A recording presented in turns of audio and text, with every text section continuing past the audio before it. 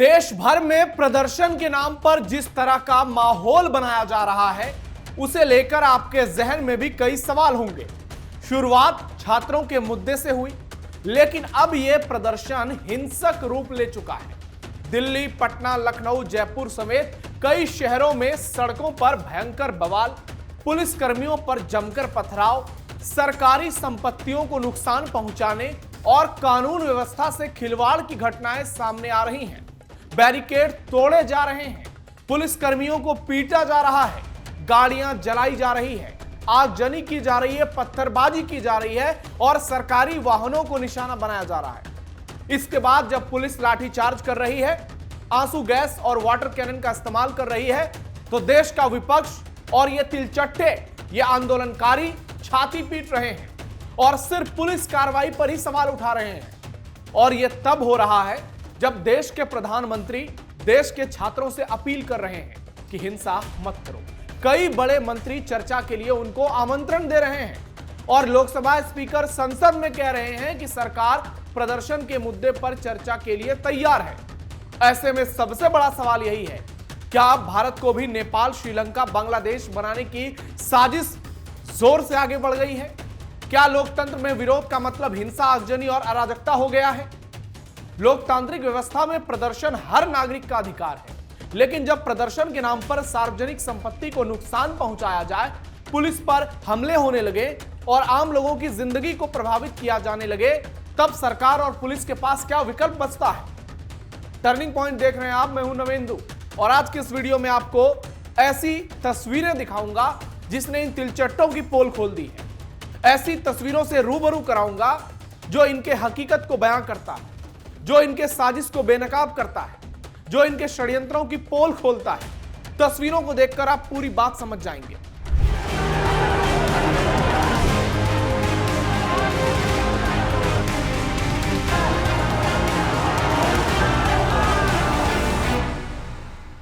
सबसे पहले इन तस्वीरों को देखिए। इन तस्वीरों को देखकर आपको समझ में आ जाएगा कि यह प्रदर्शन नहीं है और प्रदर्शन करने वाले छात्र भी नहीं है, क्योंकि जो छात्र पढ़ाई के लिए अपना जीवन समर्पित कर देता है, वो इस तरह से सड़क पर हुड़दंग नहीं मचाता है। प्रोटेस्ट में छात्र जरूर आए, लेकिन जिस तरीके से इन लोगों ने हुड़दंग मचाया, ये छात्र नहीं थे। छात्र प्रोटेस्ट कर रहे थे।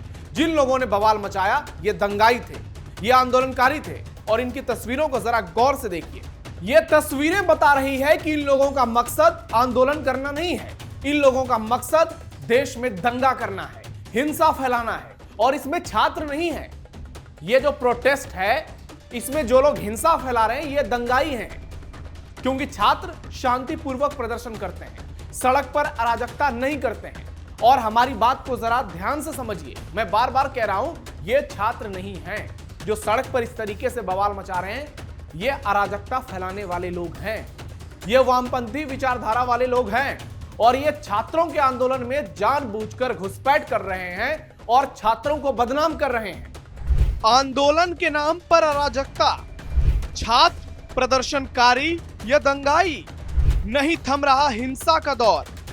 अब क्या करेगी मोदी सरकार? अलग अलग राज्यों में पुलिस ने हिंसा में शामिल लोगों पर अब एक्शन शुरू कर दिया है। सीसीटीवी फुटेज खंगाले जा रहे हैं और वीडियो के आधार पर कार्रवाई काफी तेज कर दी गई है। अब जांच एजेंसियां ये पता लगाने में जुटी हैं, क्या अलग अलग राज्यों में हुई हिंसा केवल स्थानीय गुस्से का नतीजा थी या इसके पीछे कोई संगठित नेटवर्क भी एक्टिव था। जांच का फोकस सिर्फ पत्थर फेंकने वालों पर नहीं, बल्कि उन लोगों पर भी है जिन्होंने भीड़ को उकसाया, हिंसा को बढ़ावा दिया या फिर सोशल मीडिया के जरिए माहौल बिगाड़ने की पूरी कोशिश की, और उनकी कोशिश रंग लाई। देखिए देश का हर एक हिस्सा कैसे पूरी तरह से अस्त व्यस्त हो गया। पटना की सड़कों पर खूनी खेल, भयंकर बवाल। जंतर मंतर के बाद सबसे ज्यादा चर्चा बिहार की राजधानी पटना में हुई हिंसा को लेकर हो रही है। यहां प्रदर्शन के दौरान पुलिस और प्रदर्शनकारियों के बीच जबरदस्त टकराव हुआ। यहां दंगाइयों पर पुलिस पर हमले करने, बैरिकेड तोड़ने और सरकारी संपत्तियों को नुकसान पहुंचाने के गंभीर आरोप लगे। इसके बाद पुलिस ने बड़ी कार्रवाई करते हुए सैकड़ों अज्ञात लोगों के खिलाफ एफआईआर दर्ज की, कई को हिरासत में लिया और वीडियो फुटेज के आधार पर कार्रवाई जारी की।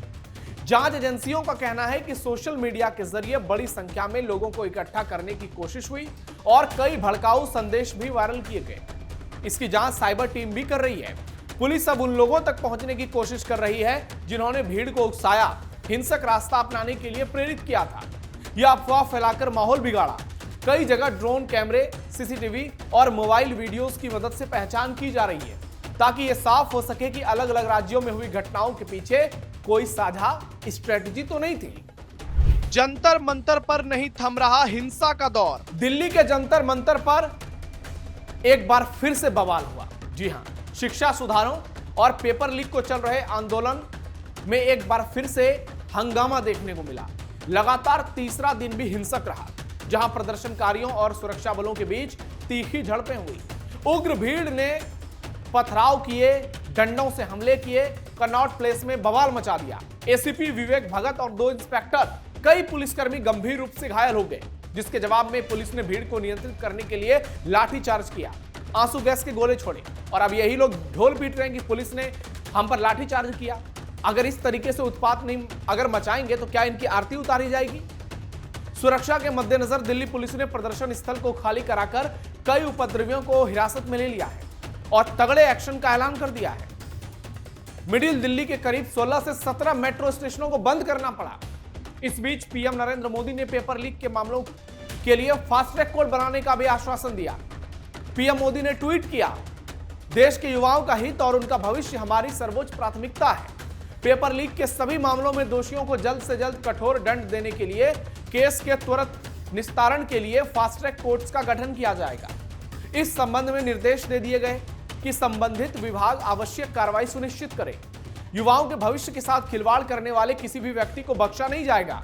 जेपी नड्डा, जितेंद्र सिंह जैसे सीनियर मंत्री भी कॉकरोचों को भरोसा देते रहे, लेकिन कोई कुछ सुनने के लिए तैयार नहीं हुआ। कारण है कि अब यह आंदोलन राजनीति का भेंट चढ़ गया है, जहां राहुल गांधी से लेकर अखिलेश यादव तो अपनी राजनीति चमका ही रहे हैं।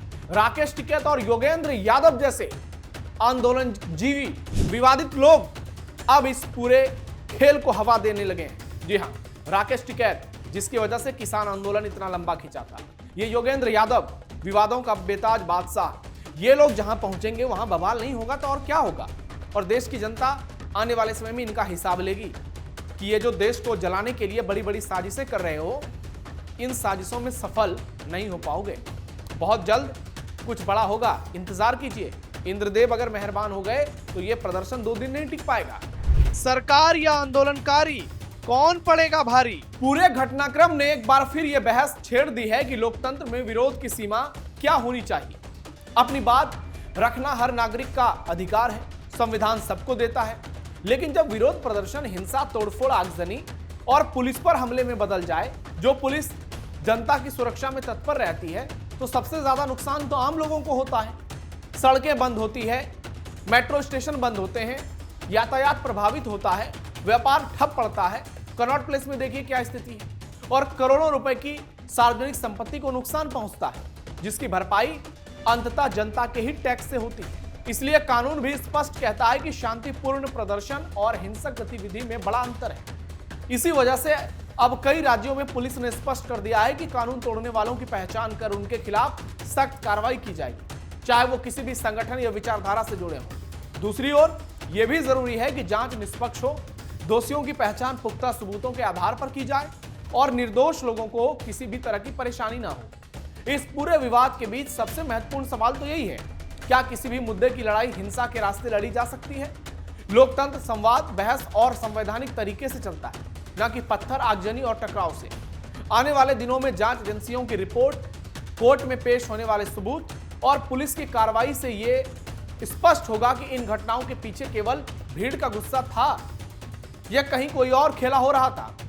क्या कोई संगठित साजिश भी काम कर रही थी? फिलहाल इतना तय है कि देश भर में हुई हिंसा के मामलों में एक्शन हो रहा है और कानून के दायरे में कार्रवाई आगे बढ़ रही है।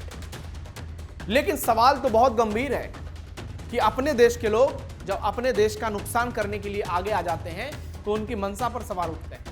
दिल्ली में जो प्रदर्शन हो रहा है, लोग कह रहे हैं कि प्रदर्शनकारियों में छात्र बहुत कम है, छात्र अपने घर पर पढ़ाई कर रहे हैं। छात्रों के नाम पर नीट पेपर लीक की आड़ में ये दंगाई बलवाई पहुंच गए हैं। कुछ सीलमपुर से पहुंचे हैं, कुछ जहांगीरपुरी से पहुंचे हैं, दिल्ली के अलग अलग हिस्सों से पहुंचे हैं, दूसरे राज्यों से पहुंचे हैं। इनको खाना दिया जा रहा है फ्री में। लंदन, वॉशिंगटन से जोमेटो और स्विगी को भेजा जा रहा है, फोन पे ऑर्डर करके फ्री में खाना मिलेगा, पानी मिलेगा, तो बड़ी संख्या में लोग पहुंचेंगे। लेकिन सवाल यही है कि यह आंदोलन खत्म क्यों नहीं हो रहा है, और क्या सरकार की भी चूक है इसमें? क्या सरकार सही से इस मुद्दे को हैंडल नहीं कर पा रही है? क्या धर्मेंद्र प्रधान का इस्तीफा नहीं होना चाहिए? बहुत सारे सवाल उठ रहे हैं। देश की जनता जवाब चाहती है, क्योंकि ये जो तस्वीरें सामने आई अराजकता वाली, इसने देशवासियों के सामने बहुत सारे सवाल खड़े कर दिए। हर बार दिल्ली क्यों? सीएए का मुद्दा हो, किसान आंदोलन का मुद्दा हो, जंतर मंतर प्रोटेस्ट हो, नोएडा मजदूर आंदोलन हो, हर बार दिल्ली और दिल्ली एनसीआर का इलाका ही सुलगता है और इसके पीछे बड़ी बड़ी साजिशें होती हैं। अगले वीडियो में खुलासा करूंगा कि कैसे हांगकांग मॉडल को अपनाया गया इस साजिश को सर्कुलेट करने के लिए। फिलहाल आपकी राय हमारे लिए बहुत जरूरी है। कमेंट बॉक्स में बताइए आप क्या सोचते हैं, आपको क्या लगता है, ये प्रदर्शन के नाम पर जो अराजकता फैलाई जा रही है, क्या ये सही है? और हम बार बार इस बात को कह रहे हैं कि पेपर लीक बहुत महत्वपूर्ण मुद्दा है, सरकार को जवाब देना पड़ेगा और जवाब देना ही चाहिए। लेकिन ये छात्रों की आड़ में जो लोग हिंसक प्रदर्शन कर रहे हैं, आपके हिसाब से ये कौन है? आपके हिसाब से इनका मकसद क्या है? और क्या ये लोग देश से वाकई में प्यार करते हैं, प्रेम करते हैं? अपनी राय कमेंट बॉक्स में जरूर दीजिए। फिलहाल के लिए टर्निंग पॉइंट में इतना ही। हमारे वीडियोस को लाइक शेयर कीजिए। धन्यवाद।